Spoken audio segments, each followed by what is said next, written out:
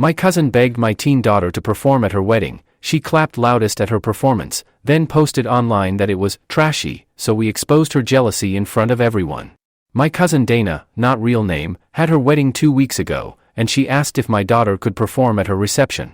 My daughter, Jane, also fake name, has practiced Silk/Lyra for the past few years at a nearby circus studio, and she's also performed with Slash through the studio at small gigs. She hopes to continue into adulthood and become a professional teacher, but this recent incident has shaken her confidence.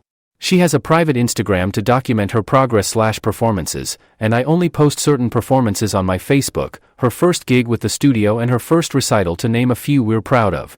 Some of our relatives saw her performances through my socials, and they watched her perform at her studio's Christmas recital when we hosted Christmas at our home a few years back, something that surprised her when they visited early to see her. I love how they coordinated that, and Jane said it was her loudest cheering section to date. Dana was one of the relatives who came up early to see her Christmas recital, and she's always been super supportive. She asked me if Jane would be willing to perform at the reception, and I asked on her behalf. Jane was honored and excited when I did, and we already had a portable rig for her too, though we ended up renting a taller one from her studio. Dana got the idea from a YouTube video featuring an aerialist who performed at a wedding reception, and she showed us while requesting white silks and a white outfit. We scoped out the venue and purchased white silks along with a white costume that Dana approved of, and Jane was really excited throughout. Jane even worked on choreography to a song that Dana requested, and she put a lot of time into it, even asking one of her coaches to help her with it. Dana insisted on paying her for the gig despite Jane not expecting to be paid, and she paid her a few hundred. However, Dana's had a change of heart. Jane received a standing ovation after her performance that surprised her, but we didn't know anything was wrong until Dana went on Facebook a few days later. Dana said she didn't approve of the outfit Jane wore and that she specifically told her to not wear white. She also said my husband and I pressured her to have Jane perform and that the performance gave off an unclassy vibe, lies that my husband and I couldn't believe. We sent Dana numerous costume links, and we purchased the one she liked. There was also nothing wrong with Jane's performance. Dana was one of the people cheering afterward. Jane received nothing but compliments afterward, but I'm disgusted that she had to see that post after all the work she put into it. The post also had comments disabled for what it's worth. I called Dana to confront her about the lies, but she didn't pick up numerous calls. I then called her parents who, like us, had received messages about her post, and they said that Dana was wrong. They apologized on her behalf and said they were also disgusted. Dana's mom also said that Dana vented to her before making her post a few days after the reception. Dana told her she regretted asking Jane to perform given the attention, compliments and cheers she received for it. Her mom also said that she felt upstaged with Jane wearing white and having to hear how good she was. Dana's parents tried to call her after she made her post, but she didn't answer after their previous conversation ended with her parents telling her she shouldn't be bitter because she specifically asked Jane to perform. Dana's parents reported the post along with us/others, and we've told the truth to those who reached out along with a post to explain our side/stand up for Jane. We have text proof of sending costume links that Dana chose from. Dana's parents also requested to talk to Jane on the phone to apologize for Dana's behavior, and my husband and I told Jane that Dana was wrong, and that we'll be distancing ourselves from Dana permanently. Dana's parents were surprised at her behavior, and we were too having seen her grow up. Granted, we only see extended family for Thanksgiving and Christmas because we live far, but other relatives were surprised too as it seemed to come from left field. Maybe there's a side of Dana we'll never know from our limited holiday/milestone interactions, but our focus is Jane. We've tried to cheer Jane up by offering to take her to dinner among other activities, but she's been hurting, which is why I'm here. Jane hasn't practiced, at home or the studio, since the reception, and I don't want to invade her space at her studio by asking/telling anyone there, in case she doesn't want anyone to know. She asked me to return the white silks and costume after being so excited to receive them. She also said she's going to take an extended break from Ariel to reconsider if she wants to continue. Aside from Ariel, she's taken a break from seeing non-Ariel friends too, choosing to pretty much keep to herself. We would appreciate any advice from fellow Arielists on how to lift her spirits. We remind her of how we're proud of her, along with the many compliments she received, but she's asked for space and to not talk about it. We're going to respect that and let time do its thing, but we'll consider any advice from other Arielists who can relate to the time and work she put in. Sorry for this being so long, but we appreciate anyone who read and takes the time to reply. This is the video that Dana sent to us via text that initially inspired her to have an Arielist performance at her wedding wearing white and using white silks. Update: Before I get into what's happened since my last post, I want to thank everyone who took the time to comment. 2 pieces of advice really stood out, and I'll get to them shortly. Since my original post, Dana's Facebook post is gone. I don't know if she deleted it or enough people reported it for Facebook to remove it, but we're glad it's gone. She never apologized to us, or Jane, or even bothered to call, so our position on being permanently done with Dana stands. My husband and I made a post on my Facebook addressing the lies she spewed about our daughter, and we shared photo proof of Dana's texts where she approved of Jane's white costume from links we sent, not to mention the song choice she sent us too. Better yet, Dana's mother reposted it on her account, which really surprised me. Dana's mother wrote that they loved Jane's act and that they disapproved of Dana's actions. My husband and I also made sure that Jane was okay with us addressing it on Facebook, and she said it was fine. Normally, I wouldn't use Facebook to address drama if aimed at me. But since this involves a grown adult attacking a minor, we felt the need to address it publicly because she disparaged her publicly, and Jane will remember whether we stood up for her or not years from now. I had a chance to speak with Dana's mother since my original post on the phone, and she spoke to Dana again since our last call. Dana reiterated how she regretted asking Jane to perform, but she harped on the standing ovation that bothered her the most. Dana told her that she expected Jane to get some polite applause, but that the overwhelming response really set her over the edge because she expected the loudest cheers to be when she and her husband entered the reception, but that went to Jane instead.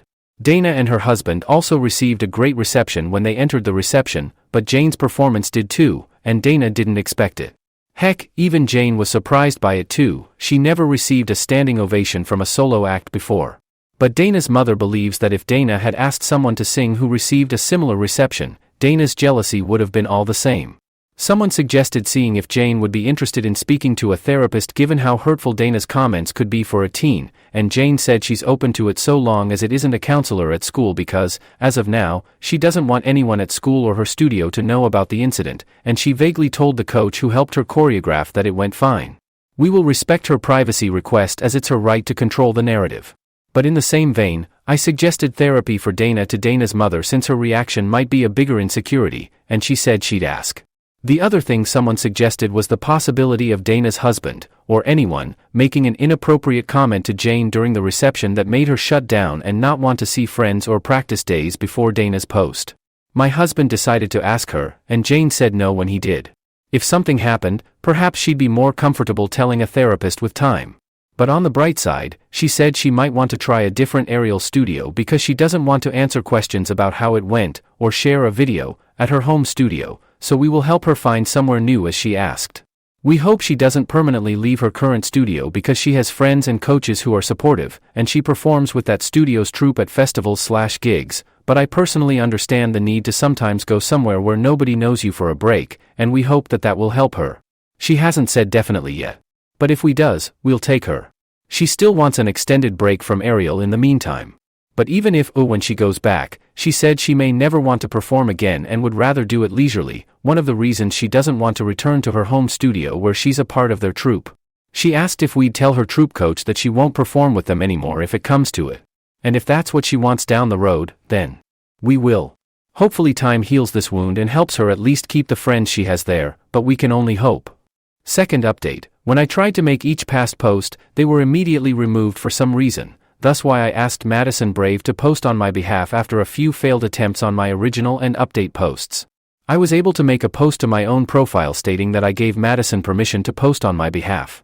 But when I tried to add this final update, my account was upended as soon as I hit post, and I'm guessing I tried too many times to repost it along with the many attempts on my original and update too. I have since made a new account and reached out to the mods for assistance posting my last update after Madison suggested that I reach out to them instead of constantly reposting it previously, and they were gracious enough to help me. This is going to be the last time I update, and I want to thank everyone who gave advice. In my last post, I mentioned that Jane said she'd be open to talking to a professional so long as it wasn't anyone from her school, and we agreed to accommodate her. However, she changed her mind shortly after and said she wanted to talk to her coach instead, whom she had been brushing off since the reception and being vague about how it went. She and her coach put a lot of time into choreographing the act for Dana, and she didn't even charge her for the sessions to do so. Her coach is also part of her Circus Studios performing troupe, and she has always been supportive and understanding. We supported her decision to talk with her coach, and they did in person. It was after they spoke that Jane spoke to me following her coach's suggestion to do so, and I'm going to be somewhat vague about certain details of our discussion. She also asked to speak to me first before we'd talk to my husband afterward, and that's what we did. Jane opened up about how Dana sent a private message to her Instagram the day after the reception, but to her personal Instagram and not the private circus one. Dana's private message was just as bitter as her Facebook posts, but much more hurtful. Dana called Jane derogatory sexual terms in her message, and I can't express how angry my husband and I still are. Jane said she was surprised upon receiving the message. Dana was always supportive of her craft, and she gave her a standing ovation along with her husband. Looking back, Dana probably did because everyone else was doing so. But Dana also wrote that she only received the ovation because they were family who were biased and couldn't tell the difference between a good and bad aerialist.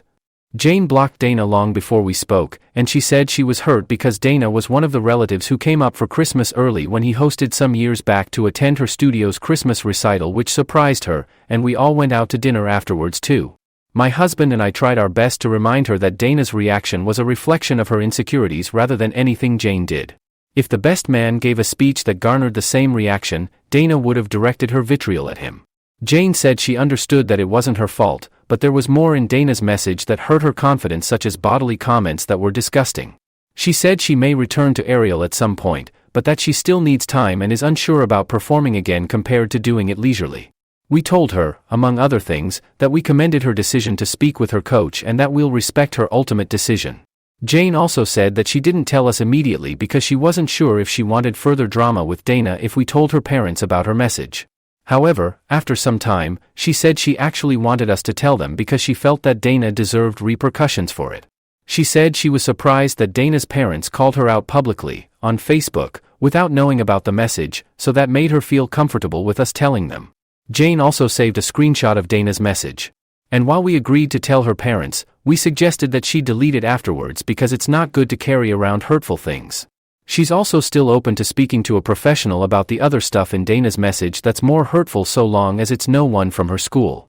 We are in the process of trying to find a therapist who can help with some of the infidelities that led to her shutdown in the weeks after the performance. I honestly cannot thank her coach enough, but I just want to touch on a few more things that were suggested in comments. I received a few DMs saying we were just as bad as Dana for addressing Dana's lies on Facebook, so I want to be clear. My husband and I rarely use Facebook. And if someone had started drama with me on a Facebook post, I wouldn't use Facebook to address it personally. I'd opt for a call instead. But since she disparaged a minor publicly with lies regarding costumes that we had text proof of her approving, we felt the need to post those messages proving that she signed off on them, and we asked Jane if she was okay with it first. The other thing a few people asked was whether her costume was potentially inappropriate. The costume we purchased came from a website that many professional circus performers use, including some who used to be in Cirque du Soleil and tagged the shop while wearing it on their socials, and we purchased other costumes from there in the past. Heck, some of their costumes have been used in wedding gigs by hired circus performers too. Jane's costume also received many compliments, but we're glad Jane realizes that she isn't responsible for Dana's insecurities.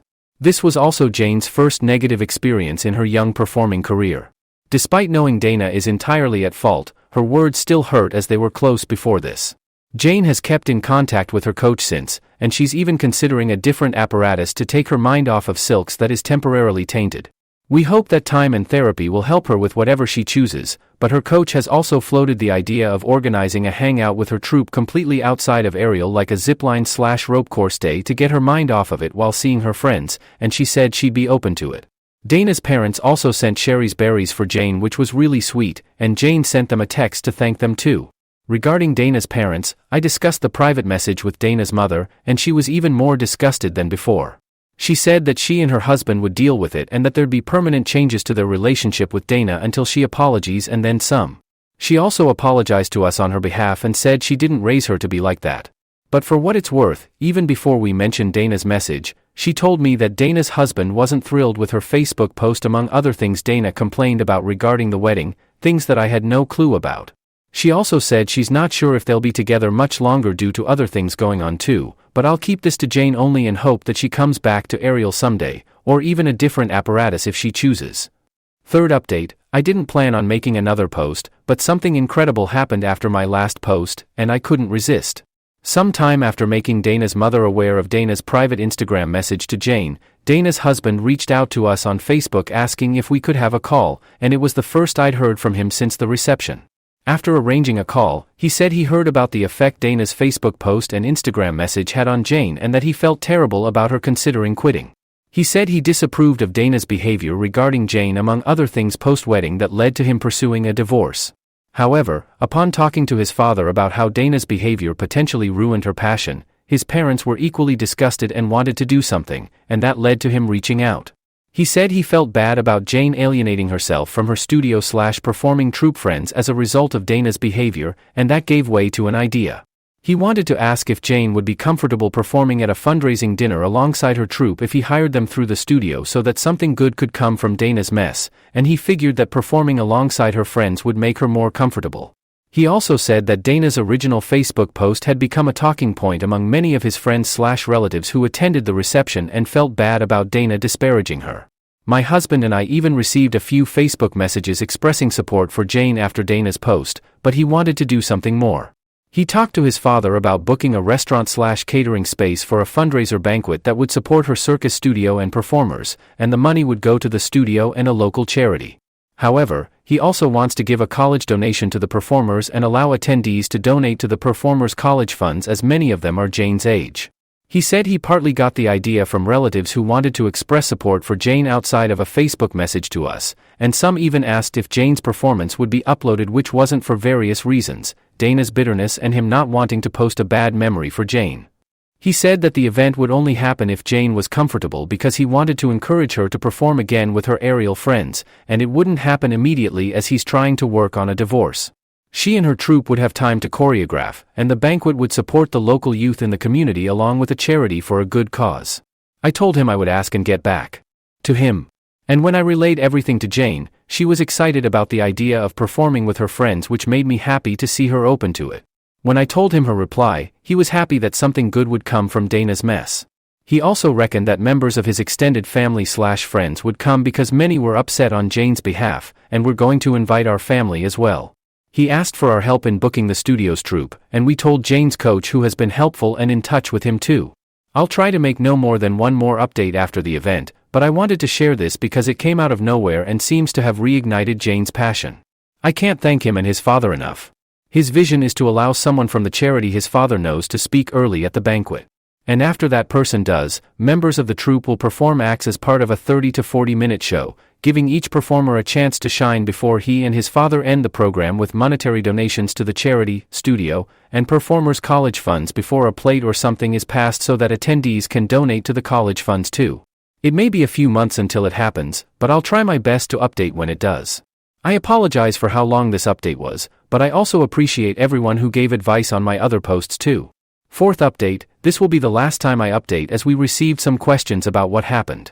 Dana's ex-husband and his father originally wanted to involve a local charity in the event, but those plans fell apart for various reasons, including financial, which led to a pivot. With the charity no longer involved, they decided to make the circus studio the sole charity, with all banquet proceedings going to the studio/performer scholarships instead. The cost of the venue they had in mind was a little expensive coming off of the wedding expenses, so they pivoted to using the studio space instead, which was free and often used for student recitals. The difference from recitals was that they'd use the money for the original venue to promote the event in the community as a way to support local artists, and the event would be an open house with giveaways and free trial class signups predicated around a performance showcase. They've been able to promote on sites like Eventbrite and even the library, and they figured that Jane would feel at home in her home studio where she's done recitals many times. All sales will go through, and be organized by, the studio, as they've done various events before, like the troupe that Jane performs with at festivals. Members of both of our families have committed to attending, and a few who live further have opted to donate online and watching the recording afterwards. As we are months removed from the wedding incident from November, Jane has still not received an apology from Dana. However, there was a comment someone said that we relayed, and that was that sometimes you won't get an apology in life. Jane has come around a lot since November, but hasn't performed since then. The fundraiser will be her first performance since, and it will take place in July. Dana's mother has stated that she will not attend, but will make a donation online as well as a personal donation to Jane through us. She also stated that Dana will not be allowed at any family junctions, Thanksgiving and Christmas among others, until she apologizes, and she has already been informed. I also want to add a final nugget that Dana's mother told me about. As Dana continued to not apologize and vent to her, she disclosed another reason that made her upset. When the MC announced the wedding party's entrance into the reception one by one, similar to an NBA starting lineup during pre-game introductions for those who don't know, Dana and her husband entered last. However, the MC told everyone to stand and welcome the new Mr. and Mrs. as he announced their entrance into the reception, and that later made her upset. When Jane received the standing ovation following her performance, Dana said that no one told the audience to stand and applaud. They did it on their own volition, and Dana said she didn't think they would have done the same for her and her husband if the MC didn't tell them to stand. Her mother tried to explain that she was comparing apples to oranges, that the entrance and a performance are two vastly different things. But she still hasn't apologized, and I hope she comes around someday. I previously mentioned that I suggested if Dana would be open to talking to a counselor, but her mother said that Dana wasn't and was simply being immature. She also said there were similar behaviors we hadn't seen inside of their family of similar overreactions, but time has helped Jane start to move forward, although she's still torn on performing as a career. Before the wedding, she wanted to perform/teach after high school on the side of a day job, with the hopes of it one day becoming a day job, but she said she's reconsidering long term. She'll continue to perform with her troupe through graduation and see what happens then, and that's better than her quitting. The very last thing I'll add is personal. Dana's parents are Christians, and they raised her Christian too.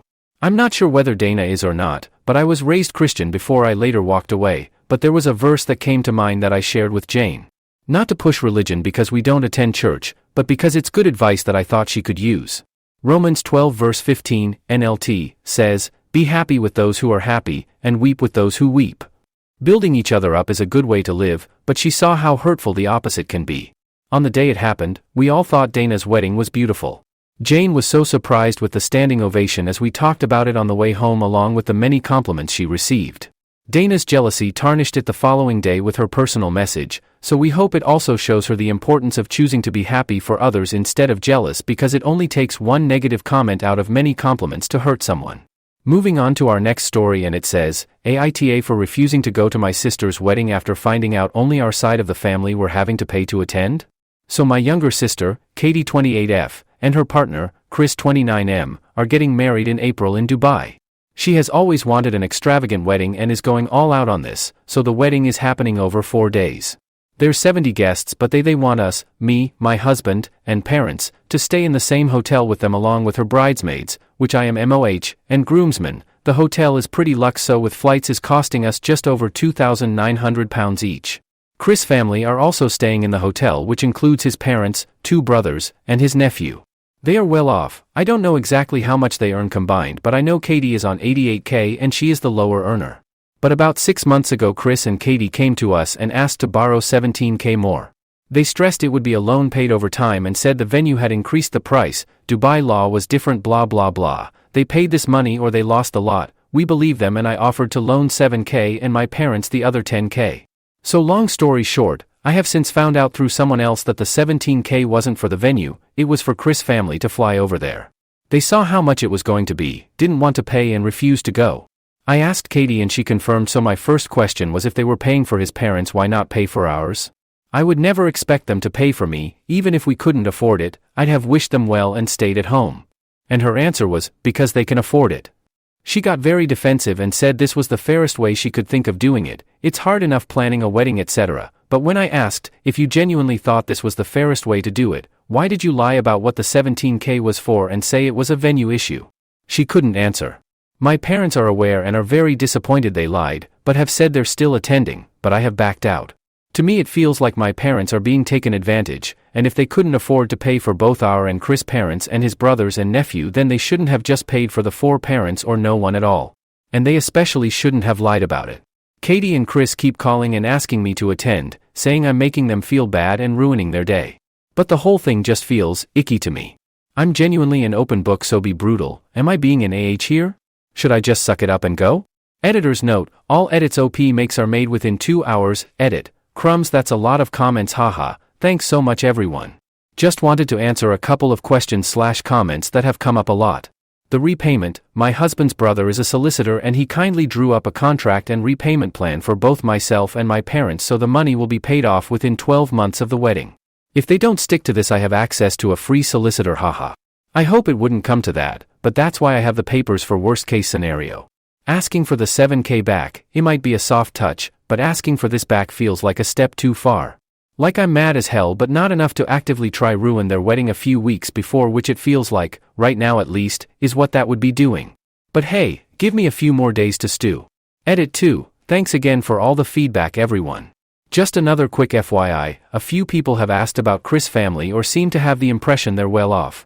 I'm obviously not privy to their financial situation, but what the limited amount I do know from what Katie has said, Chris and his family grew up very poor. Before all this I'd always thought Chris was a lovely guy, but I had caught him in the odd but harmless white lie, things like where he went to school, the type of house he grew up in, etc. I get the impression he is embarrassed or resentful of his upbringing given their lack of money, and this is how he now values his own self-worth, by his much money he has. My guess is when his family said they couldn't go he panicked and worried people who ask why they weren't there, and he would either have to say they couldn't afford it or he couldn't afford to pay for them. And look, his past trauma/experience is not for me to judge, but if that were the case it just makes me more mad that they both didn't plan ahead and talk to friends/family about what they could afford before booking Dubai. If it was such a deal breaker for his family to be there, they should have factored in the cost of paying for all parents to attend instead of thrusting a 3K per person bill at them and expecting them to rock up. Some of OP's comments, commenter, NTA. It was wrong of the to lie about what the loan was for. I have to ask, besides the loan, who is paying for this elaborate wedding? OP, they are. I know Katie has been saving for a while, and as I said, Chris earns good money too. As I understood, they had saved enough to pay for the wedding they wanted. The 10K was expected because mum and dad very generously did same for me, but the 17K additional venue fee was unexpected and they couldn't get that amount of money together quickly without taking out a loan, which would have cost them more in the long run. Commenter, NTA, yet one of the many reasons I dislike destination weddings, they're the penultimate egocentric events.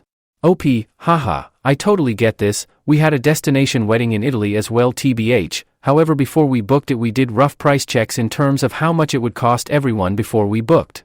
It actually ended up being cheaper than a lot of places in the UK, but also made a list of who/what we could afford to pay for and who our non-negotiable were in terms of if there were certain people would couldn't make it/afford it, then we'd just book somewhere in the UK.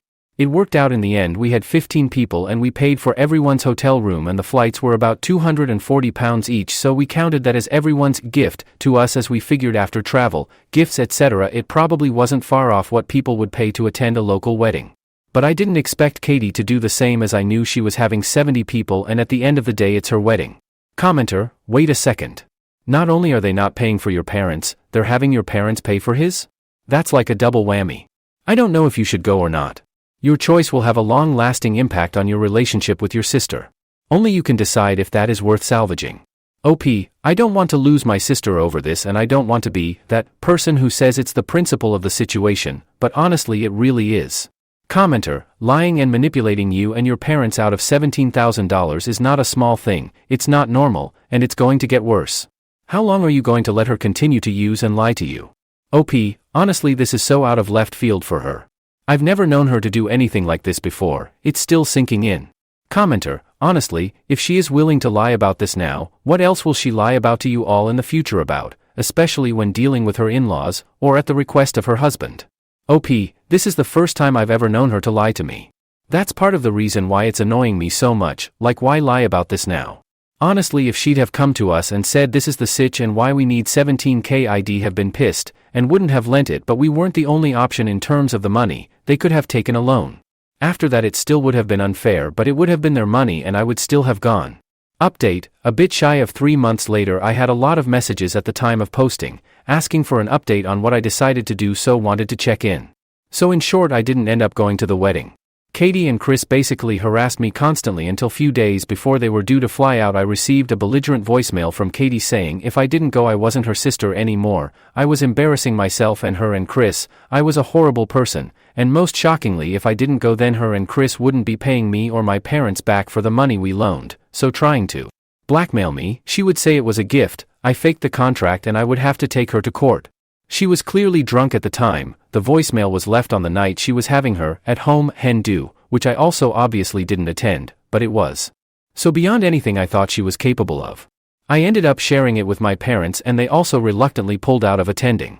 I heard through friends and family in attendance at the wedding after her and Chris were telling everyone I had alienated her from her family and told lies to our parents. We gifted money and expected them to pay for us etc., and they made the decision to uninvite myself and my husband. Other, more insulting things were said that I don't particularly want to go into. Suffice to say they were very hurtful. As I mentioned in my post, I had my brother-in-law, solicitor, draw up a contract for repayment for both myself and my parents. What was supposed to be the first repayment date passed without word from either of them, so BIL picked up from there. His attempts to reach them were ignored apart from one email from what I think was a fake law firm outlining the money was gifted, the contract was fraudulent and to take them to court basically. In response to that, BIL sent a copy of the voicemail Katie left and a final demand outlining the payment plan was now null and void and we wanted the money in full within 30 days or we would indeed be going to court. Magically the full amount appeared in our accounts 5 days later. Again, I've heard on the grapevine since the wedding they have been telling anyone who would listen we asked for our gift back out of the blue and disowned them and how much of a difficult financial position they are in because of this. So that's that? I can't see myself having a relationship with her after this, which is devastating, but at the same time, I truly believe now after everything that isn't my fault. Thanks again to everyone who gave advice. I hope this update is enough for everyone who asked for one. Some of OP's comments. Commenter, I'm a petty person, I would upload her message to all social media sites and tag her in them so people can hear, in her own words, how she was going to lie about all of that. You were NTA then and you are still NTA. OP, everyone who has let me know what they've said has had my back and called her out on her lies, without my needing to fill them in the situation. She's doing enough damage in her own. At this point I think the best thing I can do is let them dig their own grave and stay silent. To another commenter, everyone they've bitched about me to so far, that I'm aware of have called them out and known they're lying. Any more who believes them without at least talking to me, I'm not too bothered about, as clearly I shouldn't have them in my life. So I'd rather just stay quiet, let her help we work out who should be in my life and who shouldn't. To a downvoted comment, I responded to someone in my original post to say we are by no means wealthy, my husband and I both work and have no kids, so we have disposable income, but we also save and that is where our money comes from. My parents loaned them the money from premium bonds they had saved. $17,000 across my parents and I is certainly a significant amount, hence why I had a contract drawn up. Initially I never demanded they pay for our parents, but when I found out Katie had lied to me and told me the loan was due to unexpected venue costs and not for Chris's parents and siblings' family, I asked why she had lied. It was after that I said she should pay for our parents. My feeling is just because they were sensible, worked hard and saved, doesn't mean they are obligated to pay, at least no more so than his parents.